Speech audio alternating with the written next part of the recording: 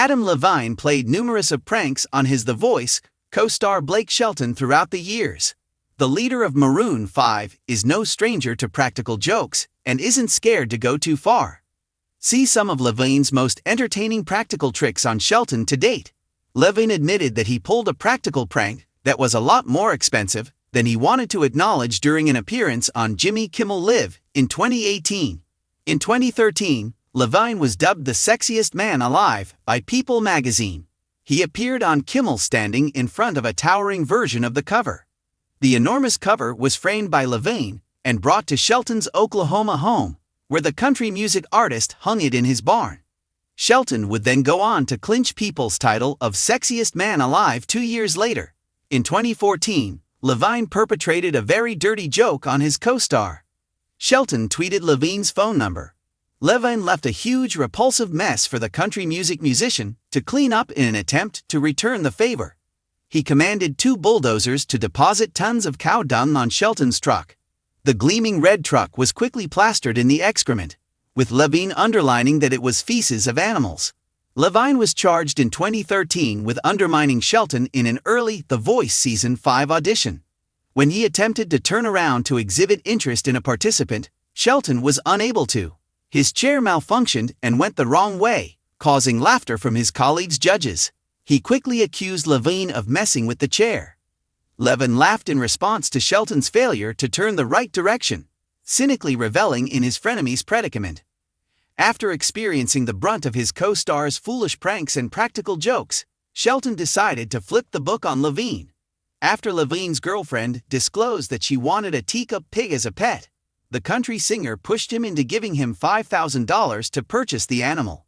Shelton claimed that the pig he acquired was Levine's planned size of a teacup pig, but the pig ultimately grew to be like 400 pounds after Levine had it for 6 months. Shelton apparently never paid him back the $5,000 he was given to purchase the not-so-tiny pig. If there's one friendship in modern music television that feels less like a polished Hollywood alliance and more like a never-ending middle school prank war, it's Adam Levine and Blake Shelton. The Maroon 5 frontman and the country king transformed NBC's spinning red chairs into a humorous battlefield for nearly 10 years on The Voice, complete with harsh remarks, phony alliances, and pranks so well-timed they became immediate fan legends. What made their rivalry remarkable wasn't just the roasting. It was the chemistry. Adam was a smart, sharp-tongued man who liked psychological warfare. Blake, loud, lovable, and proudly unfiltered, played the perfect target, reactive, competitive, and always convinced he was winning, even when he obviously wasn't. Over the years, Blake has replied repeatedly, but there were occasions when Adam Levine did more than simply win the round. He crafted a full-fledged masterpiece.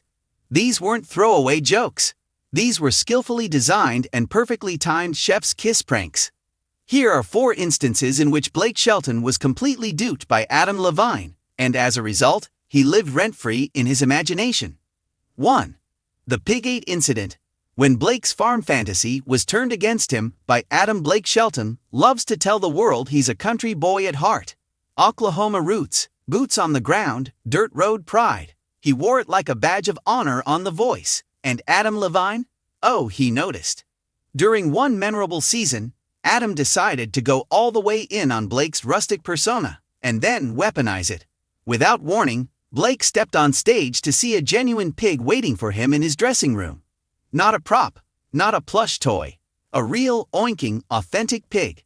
Barely able to contain his excitement, Adam Levine said he had organized the entire evening as a gift to honor Blake's authentic country lifestyle.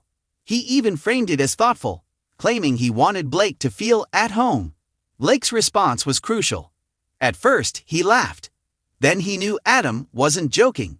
The slow burn of anger coupled with disbelief came next. Blake pointed dramatically and exclaimed, "You put a farm animal in my room," as Adam hunched over in laughter. The brilliance of this prank wasn't merely the shock, it was the compounded insult. Adam didn't only scare Blake.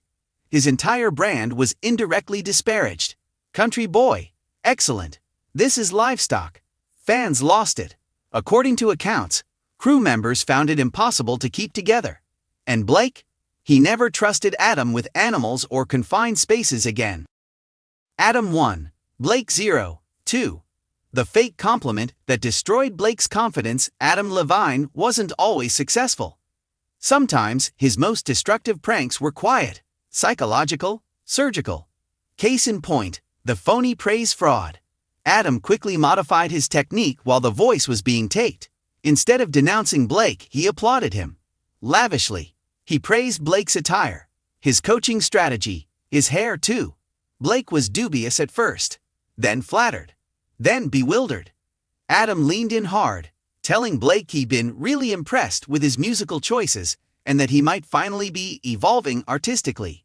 Blake puffed up dramatically. He smiled. He gave a nod. He accepted it. And that's when Adam dropped the bomb. "Actually, I'm just messing with you," Adam said carelessly in the middle of his statement. "I wanted to know how long it would take you to have faith in me." The audience exploded. Blake froze. Then I realized it had deceived him. Hard. The genius here? Blake was not embarrassed by Adam's public admission of his frailty. For only a few seconds, Blake craved Adam's approval. Adam recorded it as well. Blake attempted to ignore it, but it was evident from the look on his face that it hurt. It wasn't too noisy, it wasn't flashy, it was ruthless. 3.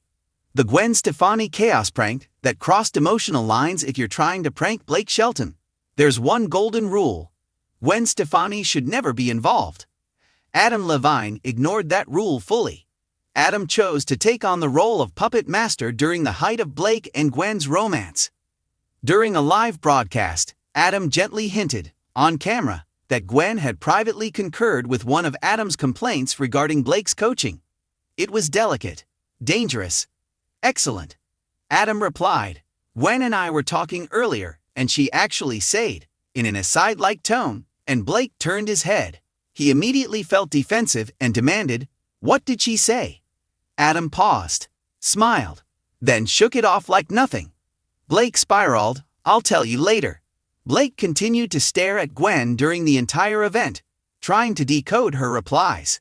Gwen beamed naively, fully oblivious of the deal. Adam watched it all unfold like a proud villain. Finally, Adam admitted it was all phony. Blake blew up. "You don't do that," he exclaimed, half laughing, half angry. "That's crossing a cue, Adam." Thrilled. Because it touched into something genuine, the prank was successful. Blake trusted Gwen completely, and Adam used that trust to knock him off his game. Was it evil? Just a bit. Was it successful? Absolutely. 4. The extended deception. Blake felt that he had finally won due to Adam. The most well-known Adam Levine prank was a season-long psychological operation rather than a single occurrence. For years, Blake and Adam competed hard on The Voice. Blake bragged excessively about his wins. Adam pretended not to care, despite the fact that he was clearly quite nervous. After that, Adam changed strategies for one season. He started losing on purpose. He made horrible picks. Passed on apparent frontrunners. Blake should be allowed to steal artists. Blake noticed, and he cherished it. Week after week, Blake boasted. He told Adam he'd finally cracked him. That Adam had lost his edge. That the competition was over. Adam nodded. Grinning, I accepted it. Until the conclusion. Adam revealed at that point that he had been intentionally putting Blake at ease, confident, and complacent. Adam unleashed his strongest artist late in the game, dominating the endgame and stealing victory away at the last possible second. Blake was stunned. He asked, "You planned this?" Adam smiled. "All of it." The audience erupted. Blake chuckled, but it was obvious that this one stung. He was outplayed, not because he lost. It was chess, not checkers. And Adam Levine did it flawlessly. Why Adam's pranks continually landed. What made Adam Levine such a perfect prankster wasn't cruelty, it was timing and closeness. He was familiar enough with Blake to know precisely where to look. Adam appreciated Blake's pride, his tremendous rivalry, his loyalty. He has blind spots. And Blake, to his credit, always took it like a champ. Because there was genuine affection behind the chaos, their bond endured. Adam never pranked Blake to humiliate him, he pranked him to engage him. Because of this, fans liked it. The rivalry appeared real because it was sincere. Not scripted, not compelled. Just the most hilarious collision of two very different personalities. An era's end, but not its legacy when Adam Levine eventually left The Voice. Fans grieved the loss of many things: his coaching technique, his fashion risks, his unpredictable disruption. But perhaps most of all, they missed the pranks. Because without Adam Levine, no one ever quite messed with Blake Shelton the same way again. The bar was incredibly high. The timing was too.